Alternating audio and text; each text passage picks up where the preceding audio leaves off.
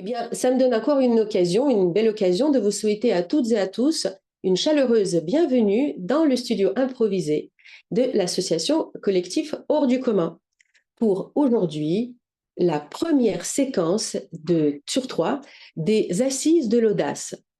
Assises de l'audace, conjuguer travail et aidance vers un management performant et bienveillant. Alors, quelques mots quand même sur cette association Collectif Hors du commun, qui est un tiers-lieu qui a été créé en 2018 ici à Ondelsheim, dans le Haut-Rhin.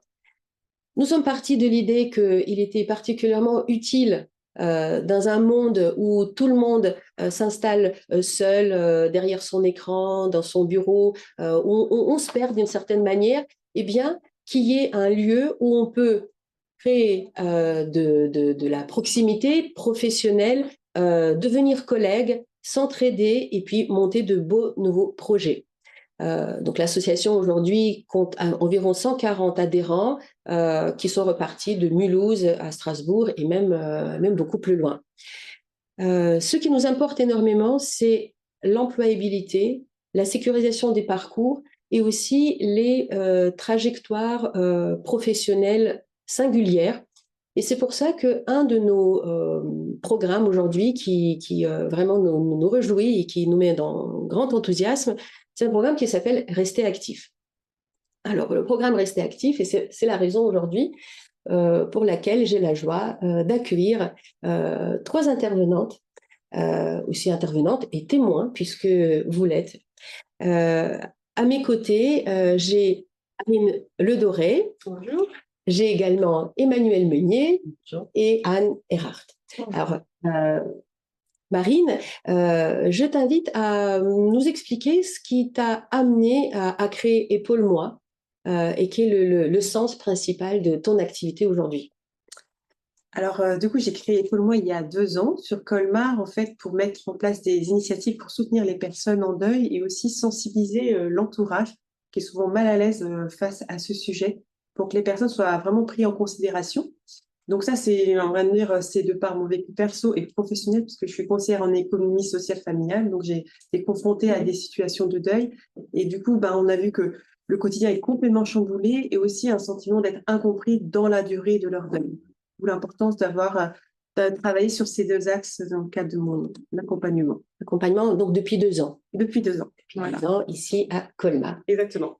Et Emmanuel, donc QRCUS, quel est ce mot mystérieux? Quelle stratégie, quelle expertise se cache derrière? Derrière QRCUS. QRCUS a été créé il y a maintenant 1 an et demi.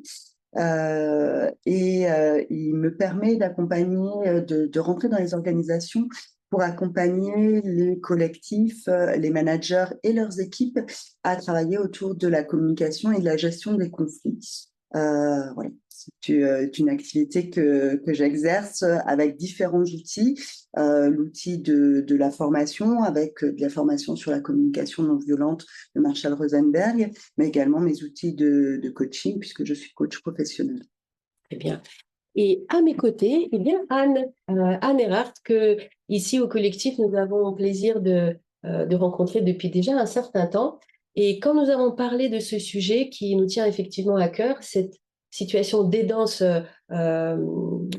en emploi, d'aidance active, parce que quand on dit aidant, alors on parle de qui? C'est une personne qui, à titre individuel, alors on précise non professionnel, même si on peut peut-être débattre, parce que parfois on est tout à fait professionnel dans ce que l'on fait, mais en tout cas, qui n'en retire pas de rémunération, on va dire ça comme ça, accompagne, aide au quotidien parfois même plusieurs personnes qui sont en situation de handicap ou en perte d'autonomie. Voilà qui est aidant, et notre intérêt aujourd'hui, c'est de reparler des aidants salariés, des aidants, comme on dit, actifs, d'où le nom du programme Rester actif, on revient là-dessus. Anne, avec beaucoup de confiance, et je t'en remercie encore très chaleureusement d'être avec nous aujourd'hui, tu nous as partagé la situation que tu as vécue en tant qu'aidante. Tu nous diras d'ailleurs si tu en avais réellement conscience ou non. Tu veux bien nous partager ce qui s'est passé dans ta vie il y a quelques années et qui fait qu'aujourd'hui, voilà, tu nous fait honneur de partager cette expérience. Oui, alors donc moi j'étais salariée RH en plus ou pas, je sais pas. Mais du coup, mon mari a eu un grave accident de la route. Et ce qui a fait que finalement, personnellement, et au niveau de mes valeurs, c'était absolument pas concevable de rester sur un temps plein, déjà, parce que, ben, en fait, on est complètement, même si on aime sa boîte, en fait, il y a d'autres choses qui, à un moment donné, à un instant T, vont être plus importantes, en fait, en tout cas, ça l'était pour moi. Et il était absolument hors de question de rester sur un temps plein avec cette situation perso. En plus, donc on est plutôt côté Colmar, et il a été pendant un certain temps sur Strasbourg, donc faire les allers-retours, etc. C'est quand même une réalité qui est à prendre en compte dans l'organisation perso. Et du coup, ben, j'ai fait les allers-retours à Strasbourg, et j'en ai directement d'entrée parlé à mon employeur. Et j'ai dit, pour moi, j'avais vraiment besoin de passer sur un temps partiel. J'ai la chance côté perso qu'on s'est très bien organisé pour qu'il soit jamais seul, mais voilà, il y avait ce besoin de temps pour lui et moi aussi de m'occuper de lui. Donc déjà le temps qu'il était hospitalisé, ça m'a permis ce temps partiel-là, le fait que c'était déjà compris par l'entreprise, ça a été très important pour moi. Et ça m'a aussi permis d'enlever une certaine charge mentale, en fait, au final, parce que ben, voilà, t'as ta conscience pro, mais au bout d'un moment, ben, voilà, t'es un peu en mode un peu écarté entre les deux. Et le fait que justement, c'était soutenu, ça m'a vraiment enlevé une charge mentale. Donc, quand j'étais au boulot, j'étais vraiment au boulot. Et bah, du coup, je pouvais être pleinement avec mon mari, qui, bah, lui aussi, qui a clairement apprécié aussi le fait que je sois là. Parce que voilà, il y avait une synergie qui s'est mise en place. Et aussi, ben, j'avais aussi personnellement cette envie mon boss a quand même compris ce qui se passait. Ça m'a aussi donné en fait, c'est pas donnant-donnant, mais il y a une espèce de synergie dans ce sens-là qui se passe aussi. Et qui m'a permis vraiment et ça, pour ça, je les remercie d'avoir pu tenir, en fait. C'est quand même un événement c'était au mois d'avril il y a 2 ans.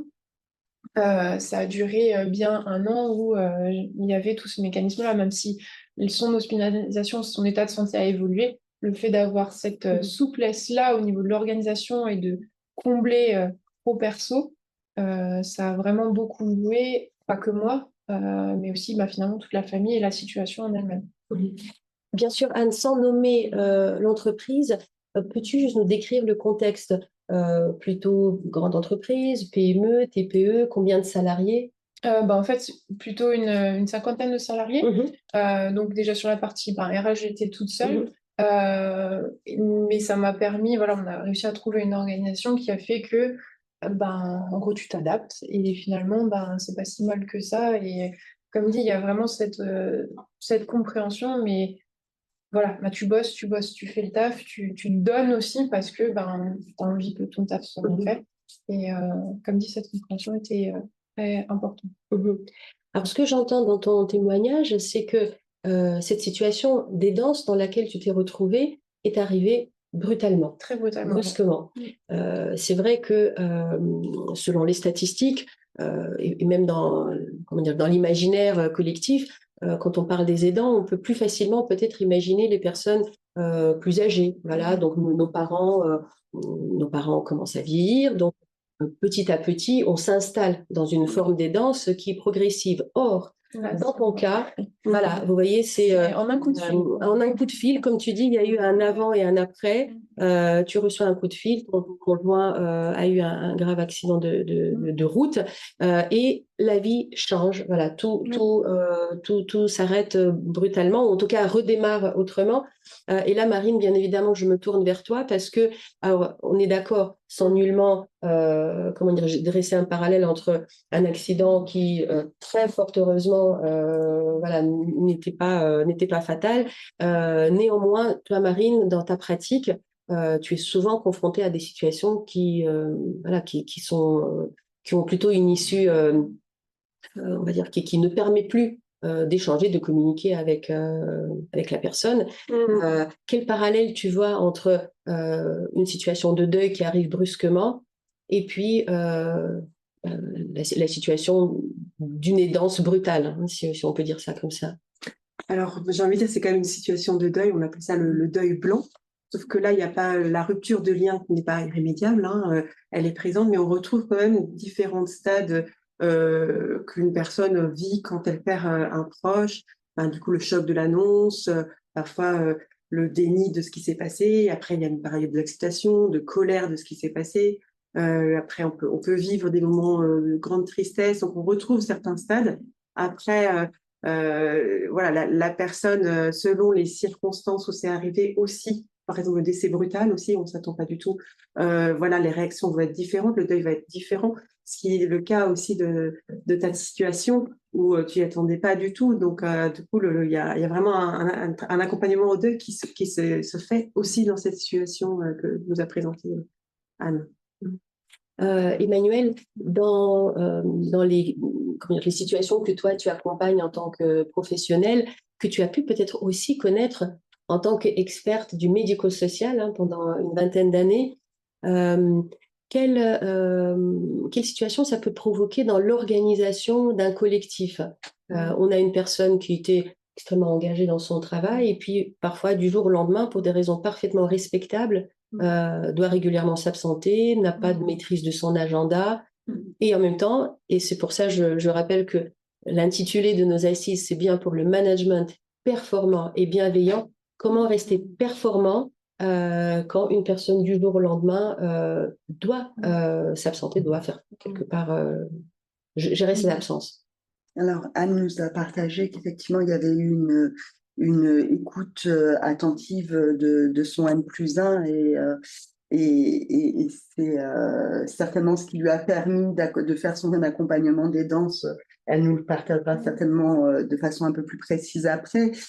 C'est pas, on se rend compte collectif, même s'il y a une bienveillance, parce que il est rare que des personnes dans une équipe n'aient pas envie de soutenir son collègue face à une situation difficile. Cependant, il peut y avoir souvent des expressions qui peuvent être un peu maladroites. Moi, ce que je peux constater en termes de communication, c'est que généralement, il y a deux styles de réponse. C'est soit on ne va pas dire les choses par peur de blesser, donc on ne va pas forcément dire tout ce qu'on ressent et on va mettre sous le tapis en disant non, je ne vais pas le blesser, je ne sais pas comment elle va le prendre. Ou alors on va faire les choses un peu de façon un peu maladroite et on va être dans des sortes de jeux de j'ai tort, t'as raison.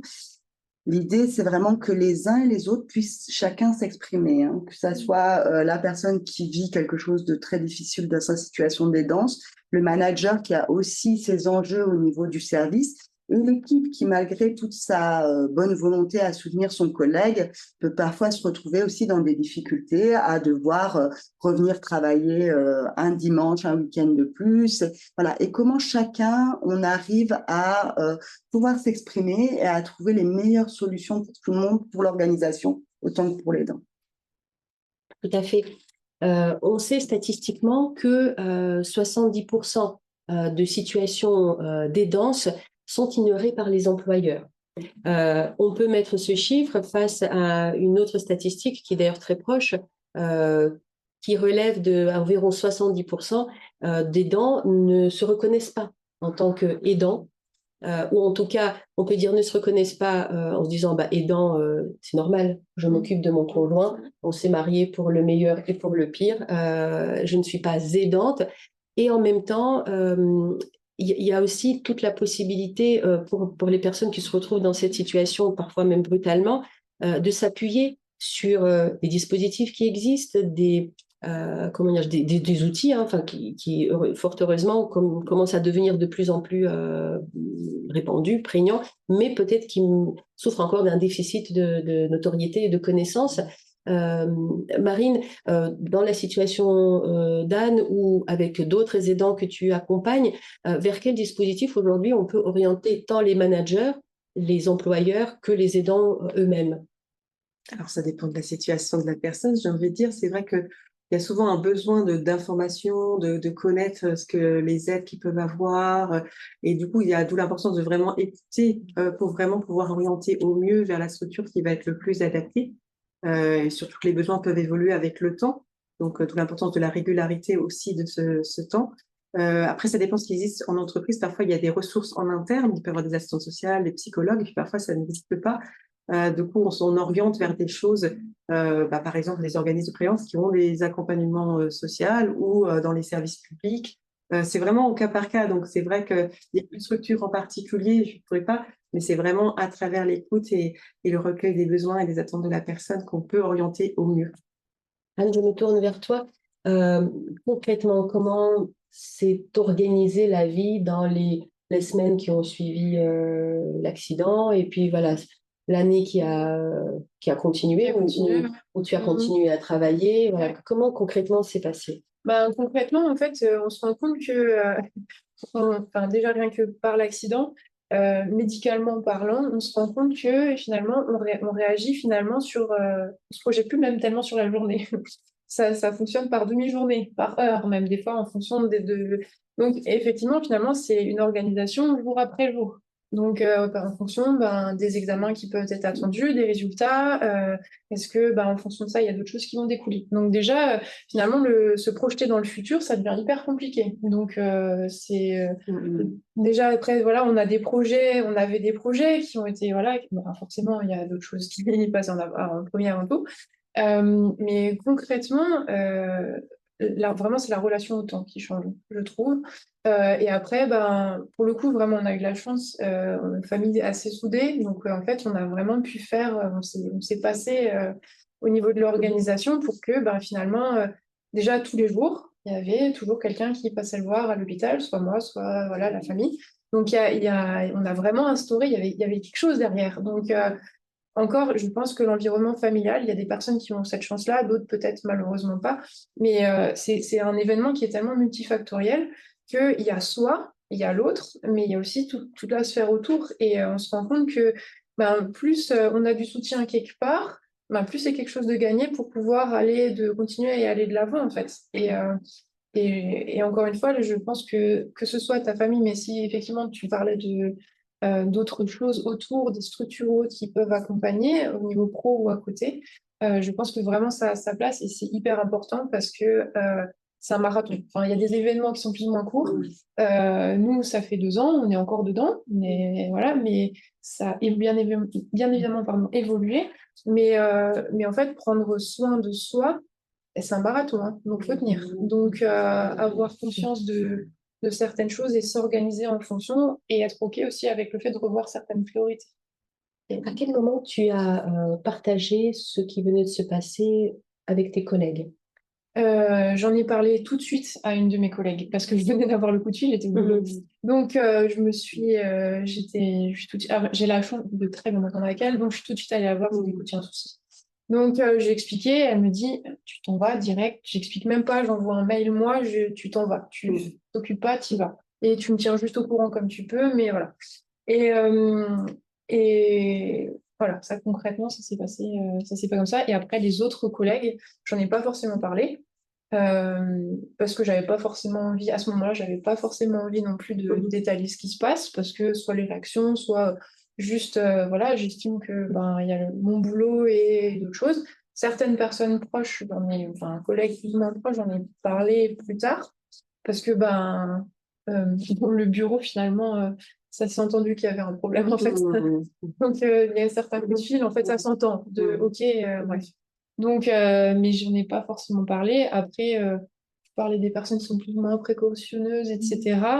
Je me suis fait vanner parce que, en fait, mais dans le sens où, je sais pas, les circonstances dans l'entreprise ont fait qu'il y avait plusieurs personnes après moi qui ont demandé un temps partiel.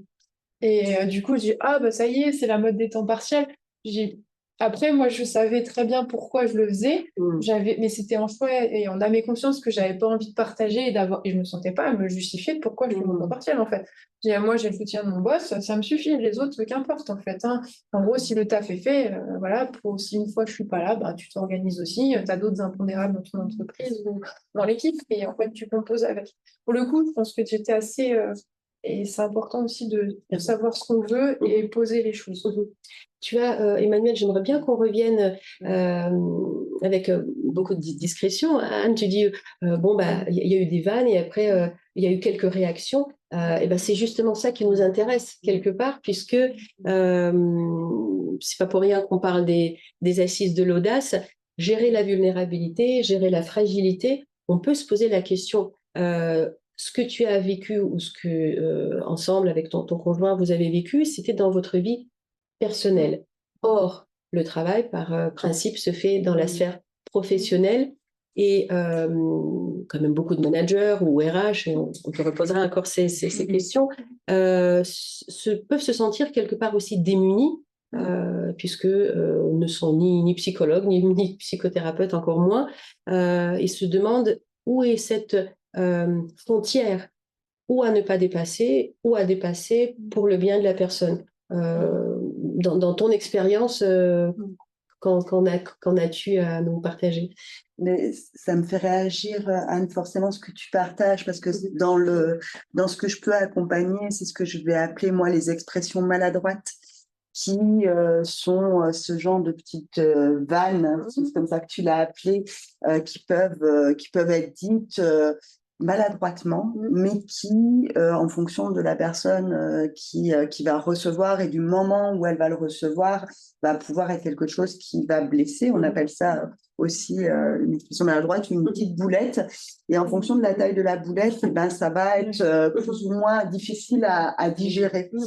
Et tout l'intérêt pour les personnes, mais aussi pour les managers, d'être attentif à à toutes ces expressions-là et comment il va pouvoir les réguler au niveau de son service. Donc, soit il a les moyens lui-même de le faire parce qu'il a cette facilité, cette agilité, soit il va avoir besoin d'une facilitation d'une personne telle que je peux l'être pour l'accompagner, pour faire le diagnostic de ce qui est en train de se passer dans son service et au besoin de pouvoir l'accompagner sur le diagnostic pour que chacun puisse vraiment s'exprimer. Je rebondis juste encore une fois parce que Marine a commencé à l'évoquer et Anne l'évoquait aussi. Il y a aussi toute la question de la temporalité. C'est-à-dire qu'il y a quelque chose, effectivement, qui n'est pas la même chose quand l'accident survient. Et on voit qu'au fil des mois, les choses, elles peuvent aussi se transformer. Elles l'ont été pour toi dans ta réalité, mais elles le sont aussi pour l'organisation. C'est-à-dire qu'on peut avoir à un moment T quelque chose qui se passe, et puis quelques semaines plus tard, ben, les choses, elles évoluent parce que c'est l'organisation et c'est comme ça. D'où l'intérêt d'avoir quelque chose qui soit continu aussi dans l'accompagnement, parce que les choses, elles peuvent changer, elles sont aussi à entendre de façon différente. Alors aujourd'hui, nous avons failli accueillir sur notre plateau Magali, manager d'une PME locale. Voilà, les aléas de la production ont fait qu'elle n'a pas pu se joindre à nous, mais il nous a fait l'amitié de nous confier un certain nombre d'éléments qui étaient censés être partagés avec nous à l'occasion de ces assises de l'audace. Marine, si tu veux bien nous rappeler quel était le propos de ton invité. Alors, Magali s'était entretenue avec une de ses collaboratrices, donc, qui s'appelait Laure, qui avait demandé à la rencontrer.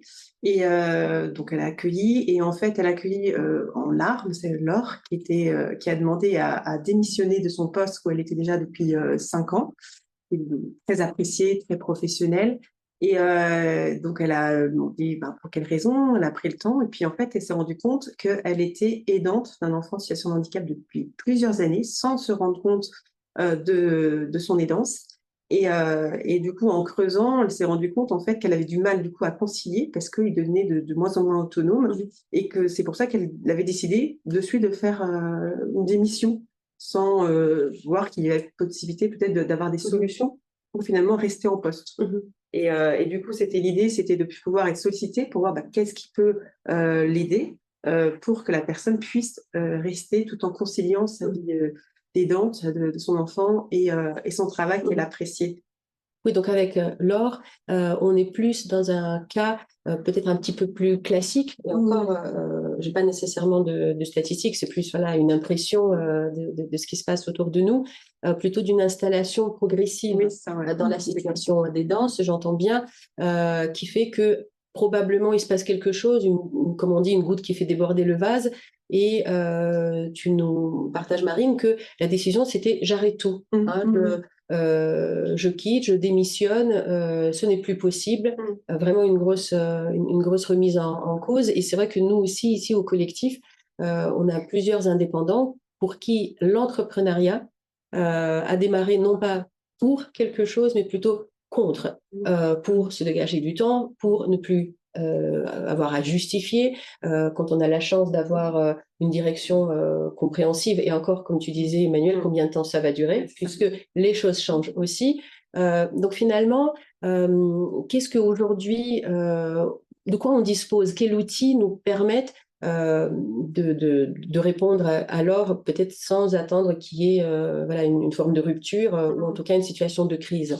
Alors, il y a des dispositifs légaux qui existent, hein, des congés spécifiques qui existent, mais on n'a pas forcément connaissance. Notamment, par exemple, pour le cas de Laure, c'était le congé de présence parentale, où il y a possibilité à ce que la personne puisse l'utiliser en temps partiel ou soit vraiment en prenant des jours, mais tout en restant finalement au travail. Donc, il n'est pas rémunéré, mais il peut être rémunéré par la CAF, donc à travers une allocation.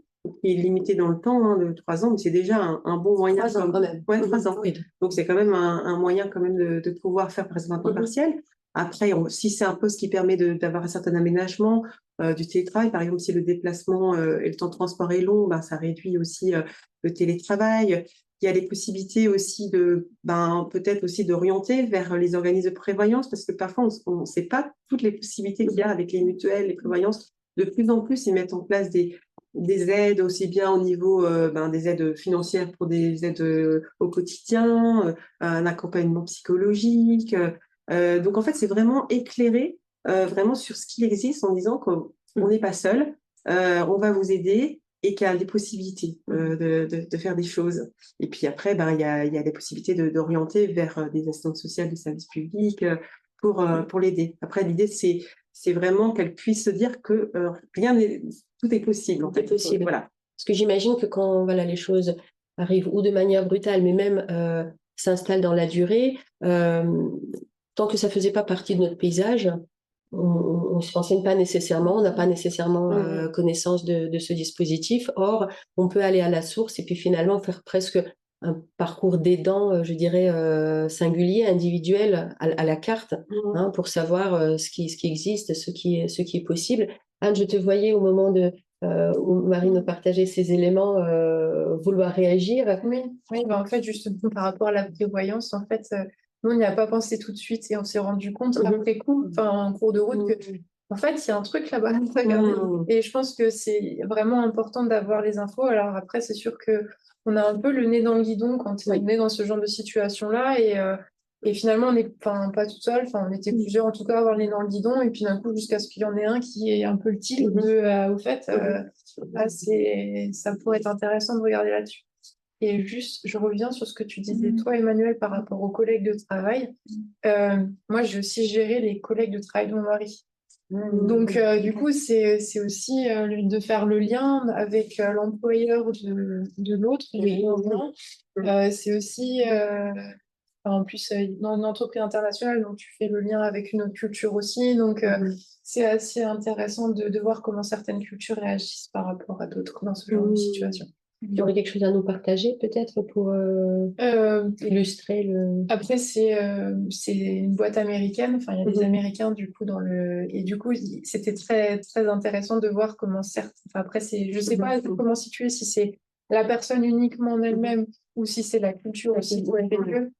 Donc, je mets des très grosses pincettes sur ce que je vais dire. Mais effectivement, il y avait une personne qui osait vraiment pas prendre des nouvelles ou qui en prenait un peu de temps en temps, mais du coup, lui, il aurait eu besoin d'avoir, voilà, pour savoir qu'il est là. Mais finalement, c'est d'autres personnes qui ont pris le relais. Donc, voilà, c'est toujours des situations, comme tu le disais, qui sont très personnelles. C'est voilà, c'est vraiment très différent d'une personne à l'autre selon les vécus, les entreprises, etc.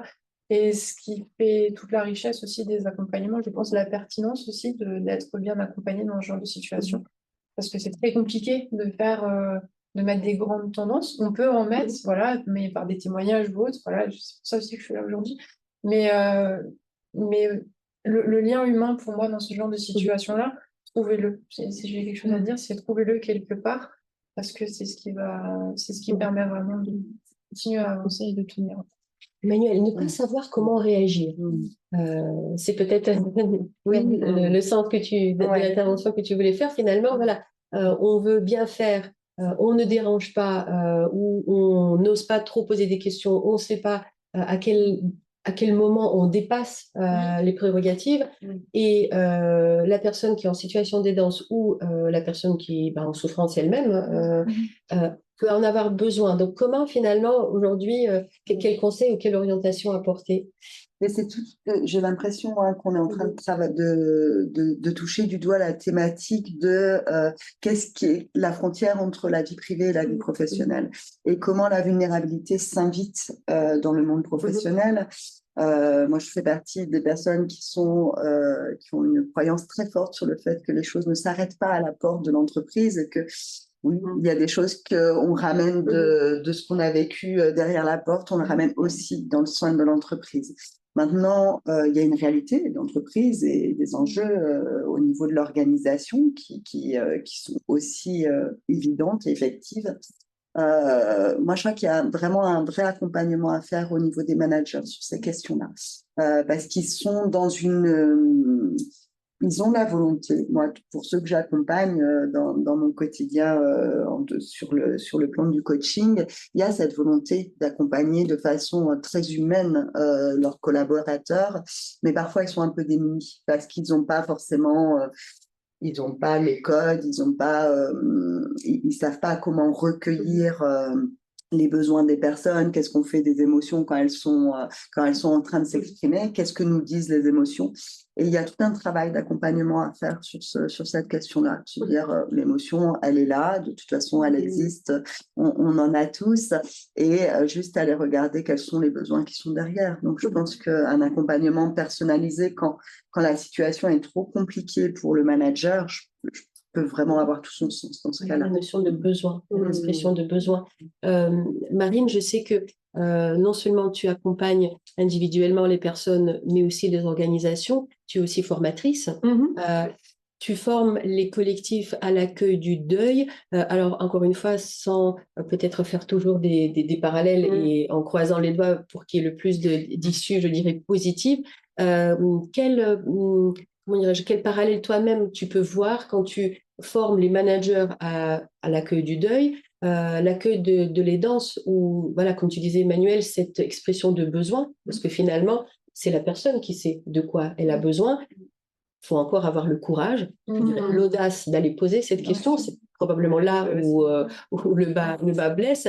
Quelle réaction, si tu veux bien nous en donner peut-être quelques couleurs, quelles réactions peuvent avoir les managers, notamment, voilà, je sais que tu as fait une formation dans une collectivité récemment. On est plutôt gêné, on est enthousiaste, on est démuni. Voilà, comment tu sens aujourd'hui les choses sur le terrain? En tout cas, les gens sont très sensibles et c'est vraiment la réalité parce qu'ils rencontrent plein de situations, que ce soit pour accompagner des bénéficiaires qui sont endeuillés. Par exemple, il y a des situations de fausse couche. Il y a plein de situations de deuil, en fait. Et souvent, ils ne savent pas est-ce que c'est un deuil ou pas. Donc, souvent, c'est une méconnaissance aussi de ce qu'est le deuil parce que, d'ailleurs, on a présenté plein de situations de deuil au travail. Donc, déjà, le fait de comprendre que c'est naturel et qu'il y a des réactions, c'est pas une maladie. Donc, déjà, finalement, casser un peu certaines représentations qu'ils peuvent avoir. Déjà, et puis surtout de se rendre compte, en fait, qu'il y a certaines choses, voilà, qu'il faut pas non plus il n'y a pas une clé, en fait, il n'y a pas c'est pas, mais en fait, c'est une certaine, voilà, écoute, une bienveillance, une posture adaptée. Donc, moi, je retrouve beaucoup de choses à ce que dit Emmanuel et c'est des éléments. Et puis, certaines choses aussi, des petites phrases qui sont pas forcément adaptées, qu'il faut éviter, quoi. Qu'il faut éviter parce qu'on sait qu'elles blessent. Moi, j'ai rencontré beaucoup de personnes endeuillées. D'ailleurs, c'est ça qui m'a permis aussi de construire cette formation avec des retours où c'était, voilà, ça a été hyper blessant.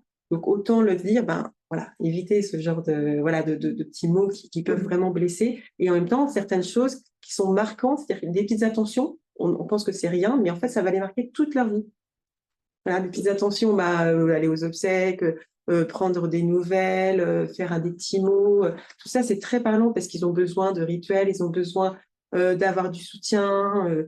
Et puis, surtout, il y a différentes étapes exactement dans l'accompagnement au deuil. Et du coup, il y a à chaque étape, en fait, il faut être dans la durée. Il faut être, alors, il y a des moments où on est plus présent, d'autres on est plus en veille. Donc, c'est ça aussi le management, c'est vraiment être dans d'être attentif dans la durée et d'être vigilant sans être trop intrusif. Tout un art, hein. Tout un art.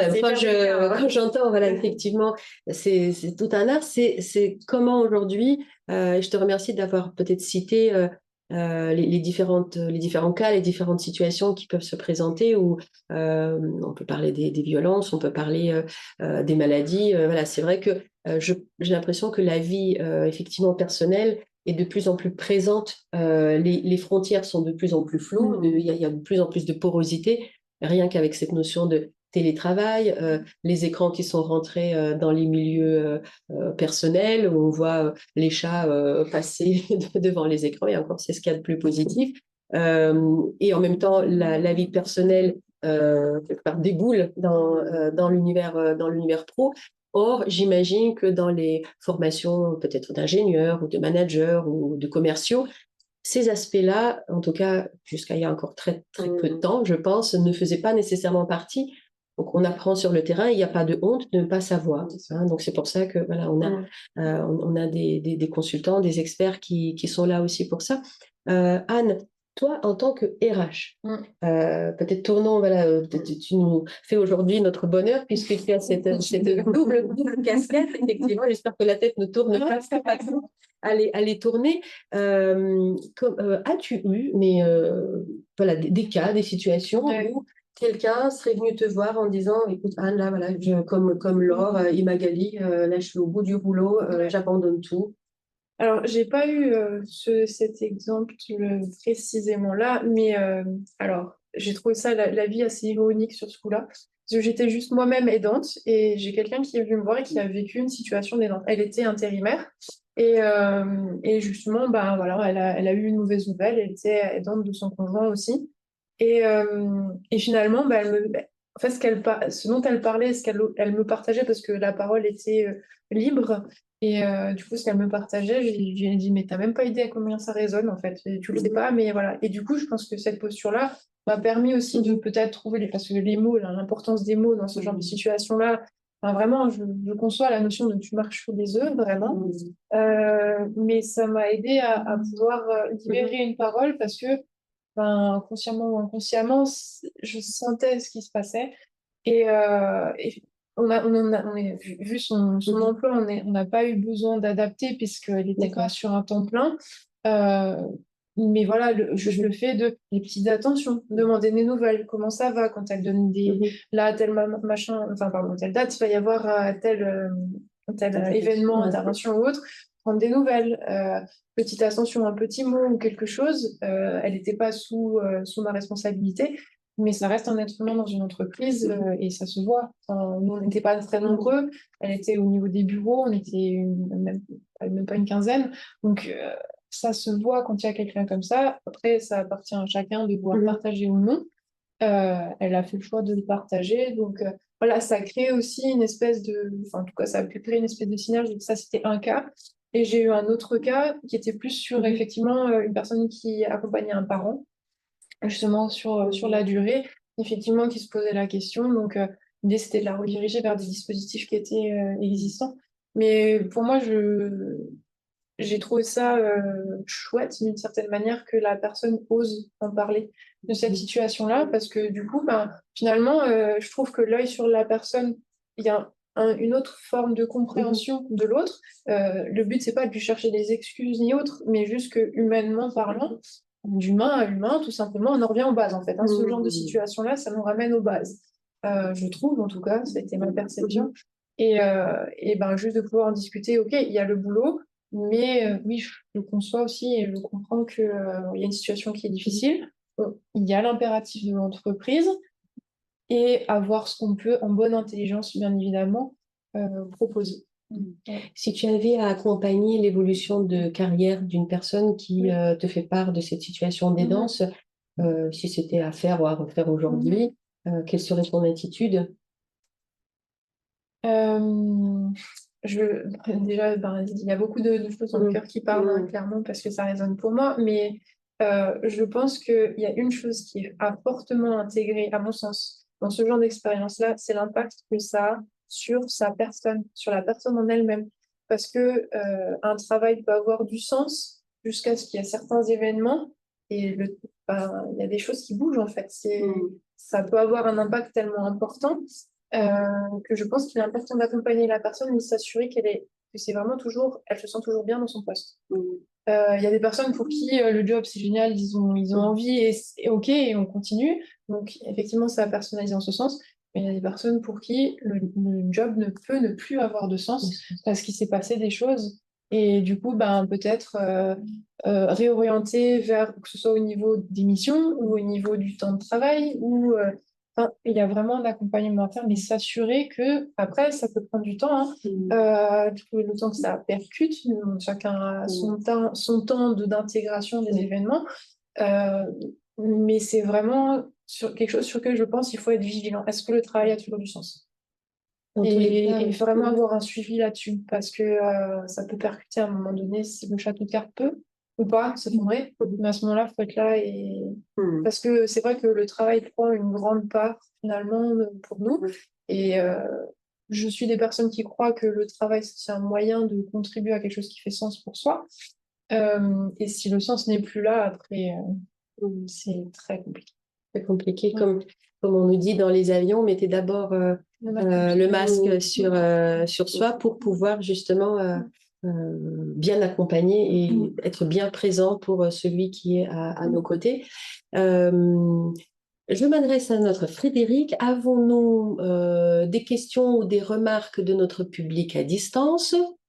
Ou alors, nous pouvons aussi les encourager dans ce cas-là à réagir. Mais c'est vrai que c'est des choses qui ont pu peut-être spontanément se présenter. Alors, il y a une question qui m'a été envoyée, mais en SMS. D'accord. Tu es décidément très connectée. Alors, Anne disait que c'était bien parce que la personne avait osé venir déposer, se livrer, et trouver cet espace de parole. Et la question, c'était comment faire pour oser? C'est-à-dire comment faire en sorte que la personne ose. Comment faire pour que la personne ose? Et là, on se reconnecte au sens même des assises de l'audace, puisque pour oser, il faut de l'audace. Alors, sur quoi on peut s'appuyer? Quelles sont les ressources? Et je vous poserai cette question à vous trois, ce qui nous permettra d'avoir ce dernier mot, probablement, de la séquence.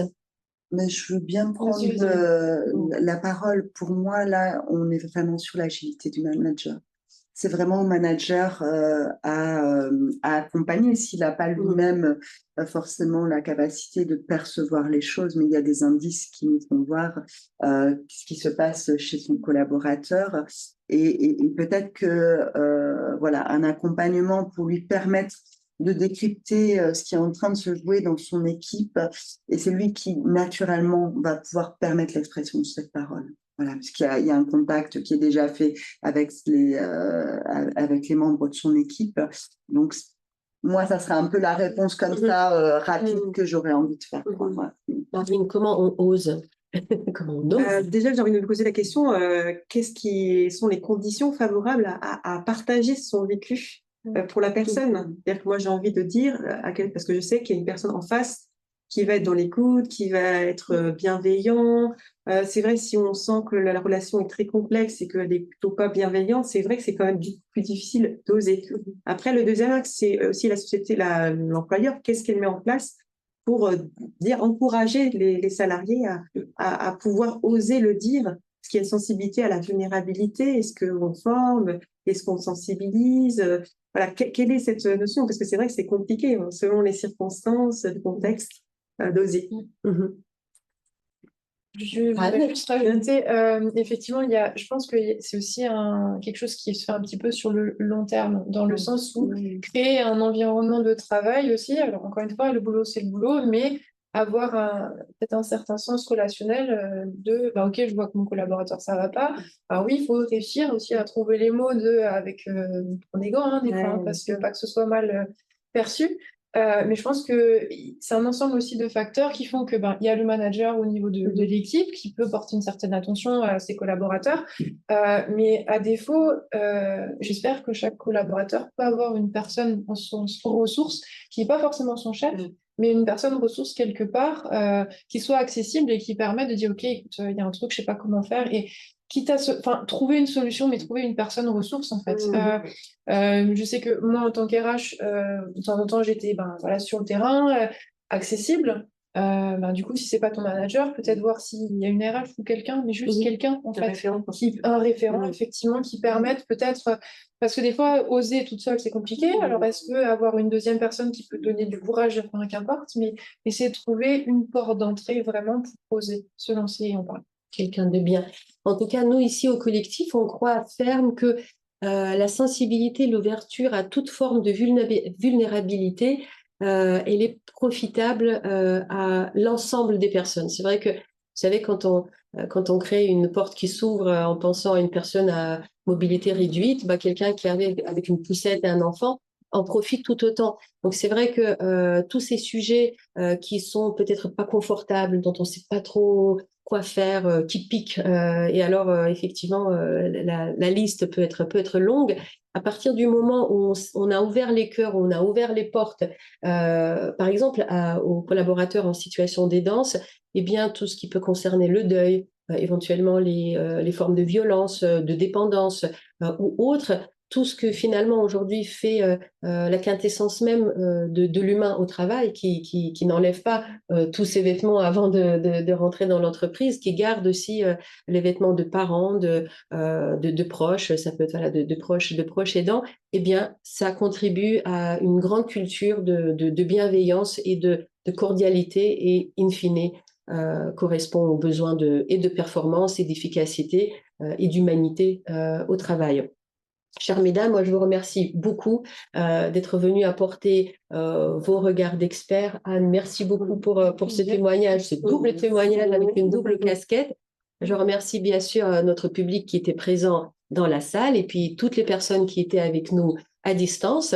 Et quelques mots sur la suite de ces assises, puisque aux plus fidèles, eh bien, nous vous retrouverons demain à la même heure, à 13h, de 13h à 13h45, et bien sûr aussi vendredi, sauf que sur ce canapé jaune, nous aurons deux autres expertes demain, d'autres témoins également qui représenteront les aidants, les managers, les RH, pour continuer à faire ce tour 360 degrés autour de la question de l'aidance au travail, de l'aidance et du salariat, et surtout nouer des liens avec les entreprises qui seront partantes pour accueillir d'ici quelques mois la conciergerie itinérante des aidants, quelque part la quintessence même de notre programme Rester actif, qui permettra à ces 5 experts de venir sur place, de venir là où le travail se fait, de venir là où il y a le besoin.